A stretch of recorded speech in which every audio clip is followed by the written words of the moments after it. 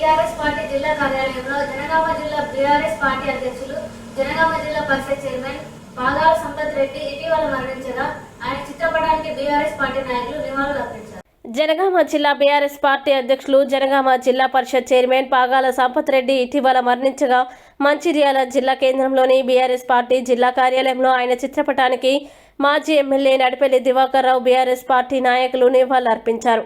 ఈ సందర్భంగా మాజీ ఎమ్మెల్యే నడిపెల్లి దివాకర్ రావు మాట్లాడుతూ జనగామ జెడ్పీ చైర్మన్, బీఆర్ఎస్ జిల్లా అధ్యక్షుడు పాగాల సంపత్ రెడ్డి మృతి పార్టీకి తీరని లోటని అన్నారు. పార్టీ ఆవిర్భావం నుంచి సంపత్ రెడ్డి క్రియాశీలకంగా పనిచేశారని, కార్యకర్తలకి అండగా నిలబడడంలో ముందు వరుసలో ఉండేవారని పేర్కొన్నారు. 14 ఏళ్లు కేసీఆర్ వెంట సైనికుల్లా ఉండి పనిచేశారని గుర్తు చేశారు.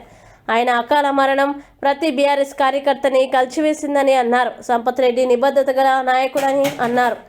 ఈ కార్యక్రమంలో మంచిర్యాల ప్రాథమిక వ్యవసాయ సహకార సంఘం చైర్మన్ సందేల వెంకటేష్, నాయకులు గోగుల రవీందర్ రెడ్డి, వంగ తిరుపతి, హైమద్ రాజేష్, భీమయ్య, మధు, రాజు తదితరులు పాల్గొన్నారు.